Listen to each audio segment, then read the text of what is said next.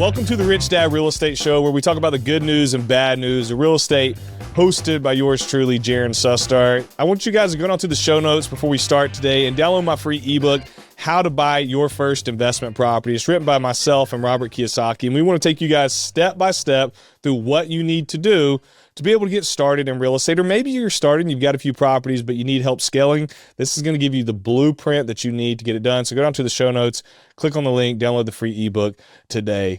I am super excited to introduce you guys to the guest, Chris Singleton, who's with me today. Chris has a powerful story, one of the most powerful stories I have ever heard. And he's also a fantastic real estate investor. And then most importantly, he is a Charleston Southern Buccaneer graduate, and so am I. So we both played in the same baseball program for the same coach at different times. I think Chris came in the year I graduated, but it's not often that you get to see two Charleston Southern Bucks on a big platform like this getting to share our story with the world. So Chris, I want to thank you for taking time to be on today. Absolutely, man. I'm so grateful to be hooking up with you and seeing all that you're doing. So I'm proud of you, man.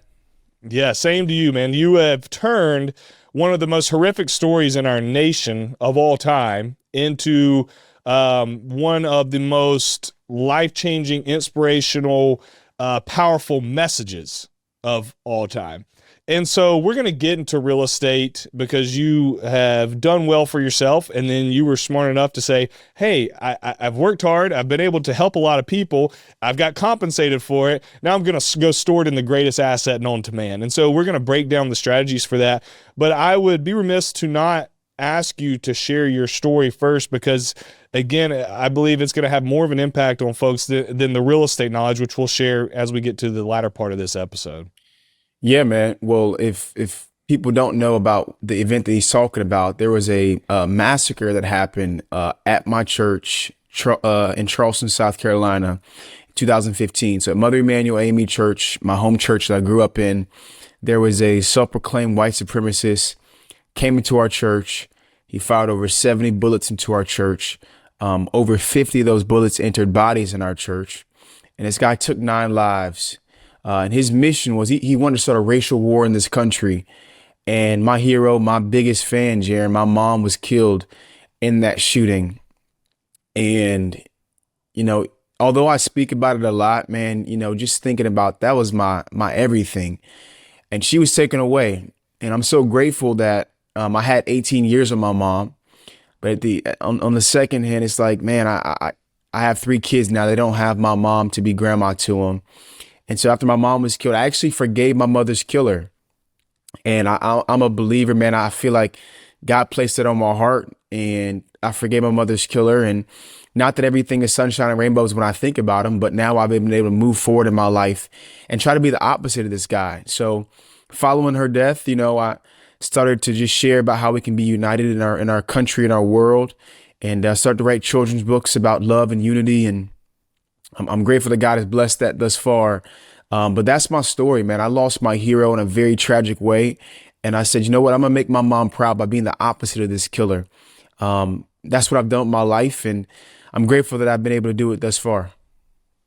Man. Yeah. One of the most horrific things we were talking before the show, you're from Charleston. I lived in Charleston for years, going to school there, and it's a day I'll never forget. You know, I wasn't at the university any longer, but I was still very connected with the university. We had the same coach, and it was just one of those you sit. I believe I was living in Florida. I think I was at either West Palm or Jacksonville at the time, and I just remember sitting there like, dear God, what in the world is going? Because Charleston, man, you know, they call Philadelphia the city of brotherly love, but Charleston is just a melting pot of people from all ethnicities all over the world, and they all get along for the most part. It's a fantastic, and there's, you know, there's still plenty of problems, you know, in the South and all across the world, no doubt. We can't dismiss that, but Charleston's a fantastic city, and so for that to happen, you see it happen in other places, and you're like, you know, that's awful. I don't think it could ever happen where I live because we all you know, love each other,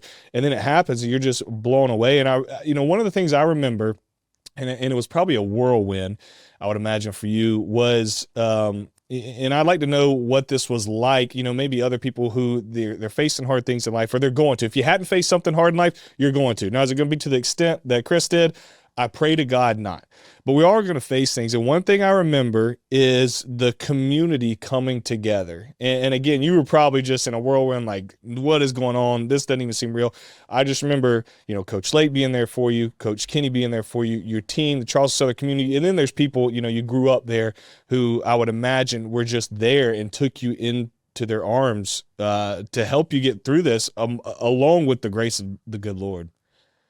Yeah, man. I feel like a lot of times, athletes, we have teammates, but for me, I had like brothers. I had people that I'd gone through so much with, from being 150 pounds and stuff in my face and working out with every day and, being good in high school, and you get to college, like, man, am I even good anymore? Like, I had just a group of people that were around me who I thought were family. So when crap hit the fan, like, I had brothers to go to. And this is one reason why I will make my kids play some type of sport, because I feel like it teaches discipline, it teaches hard work, but you also have a group of people. Like, I have teammates from when I was 6, 7 years old that I am still friends with today. And when the worst of the worst happened to me, I had people that I could go to. And so the community of Charleston was definitely there for me. That's one reason why I won't move. I'll always have a house here, I should say, because I'm going to be moving around a little bit. I'll tell you about that a little bit more, but I'll always have a house here because the city wrapped its arms around me. And like you mentioned, man, sometimes people come from other places, to spread hate in your city. And that's what happened in Charleston, right? This guy wasn't from Charleston, but he knew how historic our church was in the Black community, and his mission was he wanted to divide us. And sometimes our country still feels divided, unfortunately, but I feel like a person like me and you and others that are just trying to make us united. We may not always think and believe the same, but we can still love one another, and what I believe is the greatest country on earth. 100%. How have you gone? I know the story, but it's pretty cool to see what you've done, talking about that unity and being able to take the terrible thing that happened and turn it into good. So you graduate college. What does life look like from there, and how did it evolve to where you are today, to where you're able to share a message of hope and, bring unity? Because it's like you said, we're never going to be a united country, united world. I hate to say never. That's an unhopeful message. Barring the grace of God, it's very hard to get everybody on the same page. But how do we make progress? It's people, individual folks like yourself, going around and spreading the message of unity across the world. And so how did that evolve to where you are today, to where you're getting to impact thousands of people all across the United States and maybe even the globe? Yeah, so right after college, I got drafted by the Chicago Cubs, man. So I got drafted, played professional baseball, chased my dream. I got $100,000 signing bonus, which I thought was so much money. Realized real quick Uncle Sam was going to take about 35% of that. So I got my signing bonus. I had my family at home. I chased my dream, and I played a couple years. But the whole time I was playing, man, I knew that my mission was to spread this message of love across our country and the world. And so I didn't know it was like a real career. Honestly, I just knew people would ask me to speak at their youth group or their, kids soccer league. And, it evolved from doing stuff like that to doing companies. And now every year I do about 40 to 50 companies. And then I do about 80 schools a year where I'm speaking. So it just evolved just from people knowing that I'm genuine with the message. And I didn't really have like a business mind behind it at first. I just was like, hey, man, I want to share this message and make my mom proud and bring people together. Now I've done it in 41 of the 50 states and a couple of different countries around the world. And I'm grateful. And the message is simple, man. Like you said, we won't always be on the same page, but we can agree to disagree respectfully. I think that's a beautiful thing when you can say, hey, man, I see it as 3 plus 1. You see it as 2 plus 2. And we both may be right to a certain extent, but I see it this way. You see it that way. And it's OK for us to disagree as long as it's respectful. Right. I played baseball. I never liked country music, right? But I can still love somebody that loves country music, even if I say, man, I wouldn't listen to that on my deathbed. You know what I'm saying? So like, I think we can agree to disagree, but do it in a respectful manner. And that's the mission that I share all across the world. It's interesting to me, if let's say you put 10 people in a room who didn't agree on certain topics, there's a very strong chance that they'd be able to get along pretty darn good. But you put people on a phone, on a social media app, who then can voice their disagreement on opinions, and it gets unbelievably nasty. My wife and I were having this conversation. And it's sad. It's our world. So it's like you can sit here and complain about it, or you can try to deal with it. It's sad that that happens. But that's why I think it's so important to be engaged. We were talking about community earlier and the people around you. I think it's so important to be engaged in real life to people in your community who may think like you do and who may don't, because what I've learned is there's tons of people that I disagree with wholeheartedly on a ton of different subjects. But guess what? Every week or every day we're hanging out with each other and working out in the gym, or we're playing pickup basketball, or we're playing pickleball, and we get along and we coexist and there's no issues. But then if we were to hop on the social media thing, man, we would be able to, eat each other alive, and it turns nasty quick. And it's sad that we get that way. But I think we have to stay grounded in knowing that, like, we're all made in God's image. We're all God's children living here on planet Earth. And it's our duty to love our neighbor and love God. And if we do those two things, we're going to be pretty darn okay in life. But the problem is there's just a lot of evil, and it's sad. It's really, really sad. Yeah, I agree, man. There's just this song from, I think his name is Danny Gonke or something like that. And it said it all comes down to this: love God and love people. So I'm loving people, even if they think and, dress or listen to different music, or, vote a different way. I might not always agree with them, but I can still love them. Sometimes you love them at a distance, right? Because I wouldn't teach my kids that, right? Or I wouldn't do this personally. That's not what I believe, or things that I would do, but I can still love them and respect them and say, hey, man, that's how you think. That's how you believe. Hey, more power to you, brother. But listen, that's probably not what I'm going to do in my household or teach my kids. But I will let them know, hey, people in this world do think differently. And it doesn't mean that, you're always better or worse than they are, or they're, whatever it may be. But listen, that's just not the way that we do things. And that's okay. And I think teaching my kids that and teaching people that lets us, for lack of better words, coexist in a time where it feels like, man, it's got to be what I think or what you think. And that's it. Hey, in regards to your loving at a distance, I was reading the Bible this morning. I think it was in Proverbs. It said, be wise as a serpent, gentle as a dove. Sometimes that wisdom says, I love you, but stay away. We'll be right back with Chris Singleton, where we're going to talk about real estate strategy and how he used the income he had to build wealth to the greatest asset on planet Earth. Are you worried about your financial security in these unprecedented times? If you are, the next minute could profoundly impact your financial security.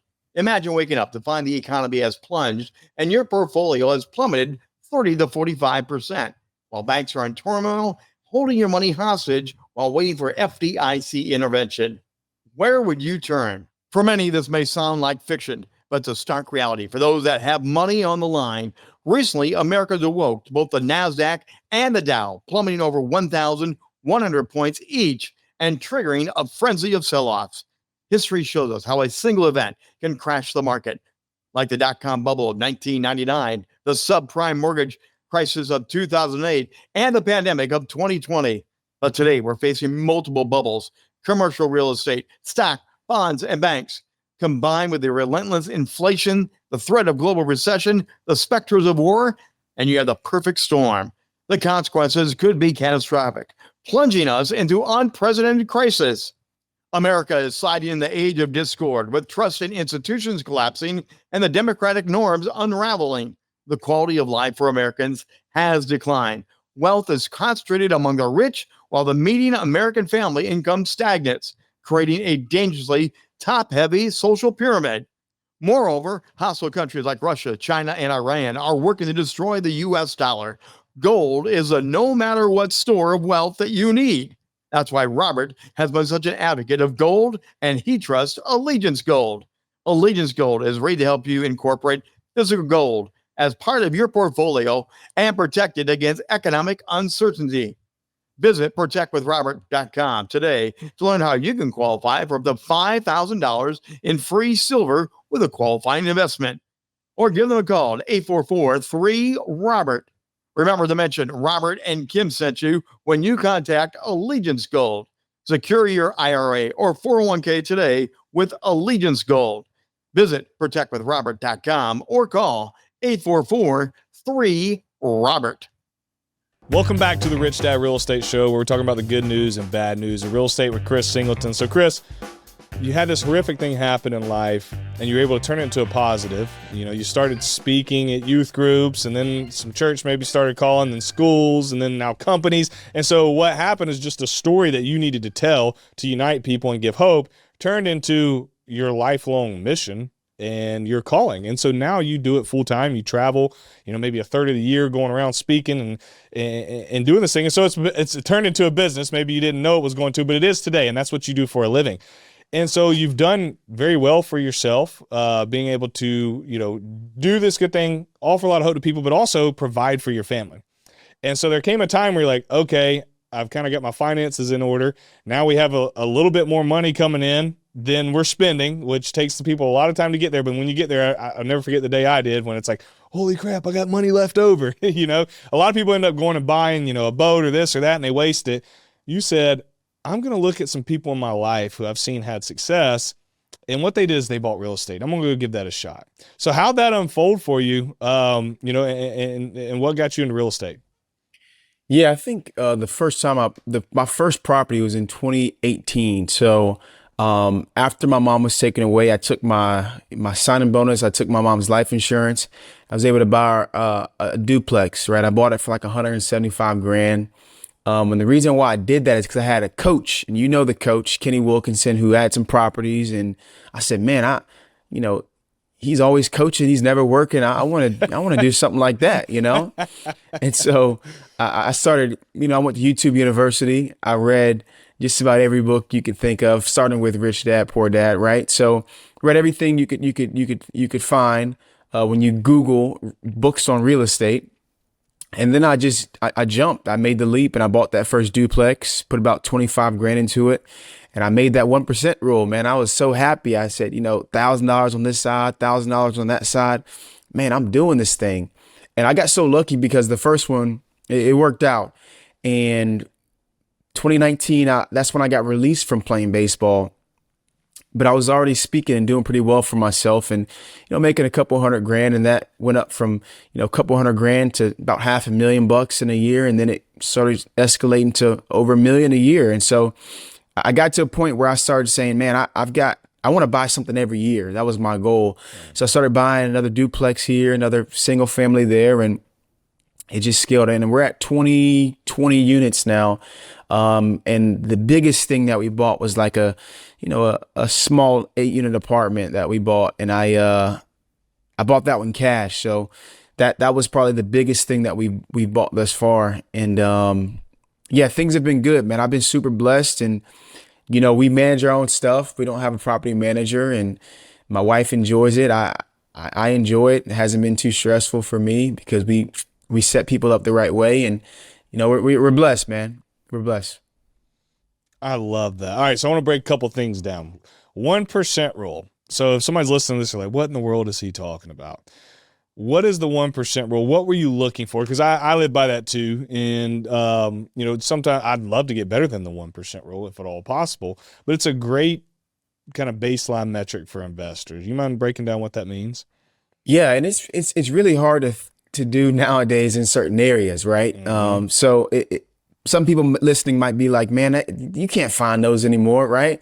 And believe it or not, you can still find them. You just got to be very creative and maybe find something off market. But essentially what I was trying to do is, let's say I buy something for $100,000, right? I want that monthly rent to be 1% of what that $100,000 is, which is, you know, $1,000, right? So in my example, I bought that duplex for $175,000.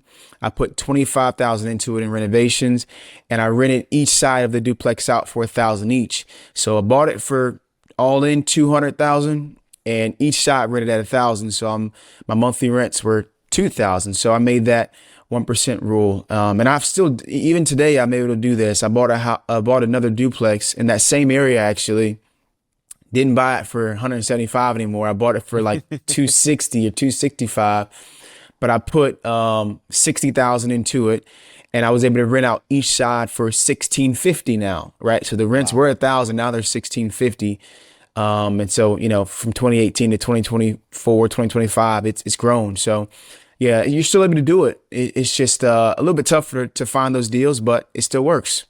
Yeah, no, it definitely, I mean, I would say before the whole boom of whatever, 2021, 2022, it was easier to find those 1% rules. And then it went absolutely nuts. I mean, you look at the price of housing, and if you were somebody like us who have been in the game, I had, I don't know, 25 units before then, and I was able to ride that wave up. Now, one thing caveat I want to say, because people love to say, well, it must have been nice, you got in at the right time.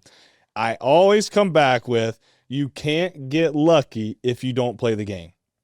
How many people sit on the sidelines because it's not the perfect investing environment? I'm sure you're the same way as me. When I started buying in 2018, it's a bad time to buy real estate. 2019, you don't need to buy real estate. 2020, it's a pandemic. Don't buy every single year. Dude, I got 5 flips going on right now. I bought, I don't know, another 4 or 5 properties last year. I have bought every single year, and it's been a good time to buy real estate for me, but everybody else has said it's been a bad time to buy real estate. Are deals harder to find? At sometimes 100%. In 2021 and 22, was it hard to make rentals work doing the 1% rule or a burr? Absolutely. But does that mean real estate was bad? No. You could get creative and find rental properties that still met the 1% rule, still cash flowed. Or you look and say, okay, what is the market doing? So there's a saying in sports, take what the game's given you. Right? Don't try and force it. And so I would say in those times when real estate was going haywire, what was the game giving us? It was giving us flips from somebody who's really into real estate investing. So if you were like, man, I can't find rentals that make work. Well, go flip because the market's going up. You're able to buy a property here. You even had to do hardly any work to it, could hold it for a month or two, and then you could sell it and make, 20% profit or something insane. And so I struggle with the, it must be nice. Real estate's impossible now. I just don't believe that because I literally buy deals all the time. And then we look at pricing has gone up. So you mentioned, you bought it for 175 in 2018, and then same neighborhood a few years later was like 265. Yes, pricing has 100% gone up, but what else has gone up? Rents. And so you just made the point where you started getting $1,000 on each side when you started. Now each side's giving you 1,600. So now you're at 32. Well, now you can still hit those same metrics. And I think what happens to people, especially investors, people who maybe have bought before, but they get stuck on what prices were. This is what the market was. So in your mind, you think that's what it should be. That's not what it is anymore. It is what it is. And so we have to zoom out and say, okay, I'm either not going to play because it's too hard, or you can say, if I don't play this game, I'm robbing from my future self. Because here's one thing I can tell you, based on data, real estate is going to go like this over time. So today you may buy something that isn't a grand slam. Oh, well, buy a single, right? In baseball terms, buy something that's okay, because you know what's going to happen over time? It's going to go like this. Tenants are going to pay down your debt or pay you back in cash flow over time. And then rents are going to get higher every year, and your returns are only going to get better. So that's my diatribe for the day. It just frustrates me when I know what people say, man, it must be nice to buy. I got 5 deals going right now, and I've got 3 meetings on Thursdays to go look at other properties. There's deals to be done. Stop making excuses and go do them. And I mean that with love. I agree. You got to be in the game, like you mentioned. And, you're going to look back in 5 years. If you don't, 5 years from now, you're going to look back and say, man, I should at least bought something back then, So stay in the game. I'm always hunting. You're always hunting. So I love it. Nonstop. So you guys, you primarily, and I want to have this conversation because our brand, the Rich Dad brand, is huge on debt, okay, for real estate. Unless anything has changed, that wasn't the way you went about it. And so I'd love to have a conversation on how you went about building your portfolio. And if to this day it's still mainly cash, why you went that route, what you like about it, and then what maybe you would do different. Yeah. So one of the reasons why I bought and have bought in cash is because I was able to do so. Most people can't do that. So that's a big reason most people don't do it, because they can't. Right. I was very lucky and blessed that I could do that. And also I had this number in my mind. Right. So even today, right, I spend about 25 grand, spend/give about 25 grand a month. And so that's my number.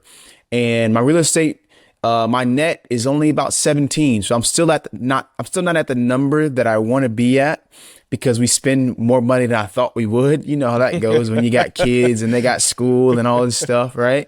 And you got vacations, and you know how it goes, right? So Yep. I've always thought, okay, I want to get to a certain number.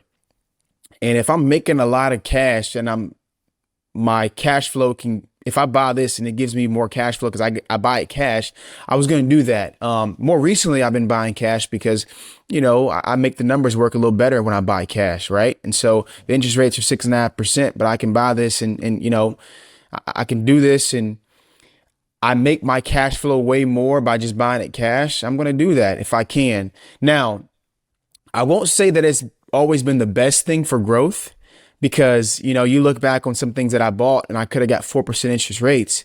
And I'm like, man, you know, I spent 250,000 or 500,000 on properties in those couple years. And I'm like, man, I could have stretched that out way more.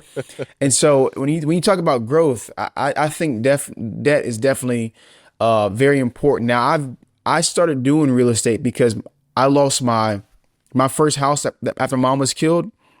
That got foreclosed on, right? And there was an investor that came in and, you know, he bought it, and he was nice enough to give us our washing machine out of that house, because he just saw the name Singleton and he realized, you know, whose house that was. And so there was some trauma and some scarcity mindset stuff going on that I wanted to know, hey, we own this, right? You know, nobody can take this from us because we're going to pay our taxes every year. We're going to have insurance on it, but we don't have a mortgage on this thing. And I always thought 10 grand a month net was like, oh man, I could do whatever I wanted, until I started realizing, you know, the lifestyle that I was living was way more than 10 grand a month that I wanted to live. And so that was another part of the reason why I wanted to get to a set number. And even now I wanted to get to a set number because I've realized in my life from just working that there's no difference in me personally in my quality of life from making, you know, $500,000 to making over like 1.2 million bucks. There's no quality of life change for me. Yeah. I don't live in, you know, Seattle. I don't live in Miami. I don't live in these different places. I live in Charleston, which is a very nice city, but I don't have to, you know, spend 50 grand a month to live the way that I want to. So that's kind of where I have that number. But I'm not opposed to debt, man. I'm not opposed to debt at all. I will still buy stuff with debt when the numbers work, and I plan on doing that. I think there's more than one way to skin a cat, and I got to be careful because I don't want to be a hypocrite because I buy with debt, and so I love it. But it was like the conversation we were having earlier. It's like you can disagree with people on things and still get along. And I'm not even saying I disagree that buying in cash is right. When people go through different things in life, and they have different experiences, and so that shapes who we are. And I didn't have the experience of losing my home. I can't even imagine. And so if I had been through something like that, and then I get in a position to where I have good income coming in and I can go and not owe anybody a dime and then increase my cash flow significantly, look, you can't fault somebody for doing that. And so the fact that you went straight with a cash flow mindset, you're trying to hit that number and you're able to do it. You know, I say kudos to you. I've done it the totally different way, and most people have to, guys. It's not if you have a very high income and you want to do it like Chris, go for it. But a lot of us, we have to go to where we use debt, and then what happens? It's interesting, Chris, that you started this way. Is what happens to a lot of investors is they buy properties using debt, they accumulate as they should. You build up that portfolio, and then there comes a time to where they start optimizing that portfolio for higher cash flow. Mm-hmm. Because with debt, you're going to get hit on the cash flow side, right? And it's just going to happen. And so there comes a point where you're going to eliminate some of that debt to increase your cash flow over time. You just did it right away. And hey, I'm never going to say anybody who's got $17,000 a month in cash flow coming in from properties, they didn't do anything wrong. He just did it different. And that is an absolute amazing way to do it. Hey, I would say you did miss out on some 3% interest rates back there in 2018. Sure. I got some, but I missed out on a lot too. Yeah, I got my personal house is like 2.9. And I went back and I was looking at my rent roll the other day and I was like, hey, some of these commercial loans, I was sitting at like 4.2, 3.9, and I got them. I was smart enough. I don't know why. I'm not always wise, but I was this time. I work with a lot of lenders, but there was a lender at the time, they were doing 20-year fixed. So no balloon. And so yeah, obviously a 30-year would have been a little better for cash flow, but I was like, bro, I could get on like a 4.2 on a 20-year fixed, and this paid off. And a lot of my portfolios on that. I said, hey, that's a W. Hey, one question I do want to ask, and then we'll wrap this up, and you can rapid fire these off. From a self-managing standpoint, I don't self-manage anymore. My property managers handle my stuff for a really long time. Give us your top 3 to 5 tips on if somebody's going to buy real estate and manage it themselves. How do you guys do that and do it efficiently? Number one, we have different softwares in place, so it's pretty much automated. And I'm sure you guys recommend certain things, so I won't mention everything that I have, but so that's the first thing. The second is the lines of communication with your tenants. We let them know up front, hey, this is something that we do that will pay for our kids' college, that we'll hand down to our kids. So as long as you respect our properties, we will always respect you. There won't be a month that you don't have AC or you don't have heat. There won't be a leak that's there for a week, right? We will fix things immediately because we respect you. Now just make sure you respect our property as well. And we have very low turnover because of that relationship we built with our tenants, right? We shake hands, we talk to them. You know, I've been learning Portuguese and I speak a little Spanish, so it doesn't matter who's in there, right? I'll try to talk to them, and they know that, hey, yes, I own the building, but if they have a problem, they can talk to me or my wife. It's been good. It's been good. Now, I've only had to do one kind of eviction, and even in that situation, right, they were still like, hey, I'm sorry, we haven't been the best tenants. They knew it, and it's like, hey, I can't let you stay here for nothing. So just be upfront with your tenants from the get-go and let them know that it's an investment and you're not as wealthy as they may think. But even if you were, like, they have to respect your property because you're going to respect them. So that's been huge. The systems have been huge. And having a plan, we have a plan for every single one of our units. And that's helped us out as well with our time management and what we're going to do with those properties. Love it. Chris, thank you for being on the show today, man. I always love seeing you, chatting with you, hearing your story. And then you're absolutely crushing on real estate. 20 plus properties, most of them in cash, bunch of cash flow coming in. Man, you guys are absolutely doing it. You got a bunch of beautiful kids. You're living half the year in Brazil. We talked, you're going to be able to live in Brazil some. It's like, who gets to go live in Brazil? You live in Charleston, the other greatest city. I mean, man, how can you clone yourself and give that other soul to me? I just want to hop in and live part of your life with you. But thanks so much, man. Your story's powerful. Appreciate you being on. And if anybody has any questions, they want to follow you, get to know you more, where can they find you at? Yeah, my social media is @Singleton_2. So just type in Chris Singleton. I'm verified on most of the socials. And if you want to bring me in and share my heart about love and unity, you can find me there as well, or chrissingleton.com. Chris, thanks, man. I appreciate you sharing your story, and I'll talk to you soon. God bless. Thank you for tuning in to the Rich Dad Real Estate Show today. Again, go down to the show notes, grab that free ebook so you can learn how to escape the rat race through financial freedom, and I'll see you next week. This podcast is a presentation of Rich Dad Media Network.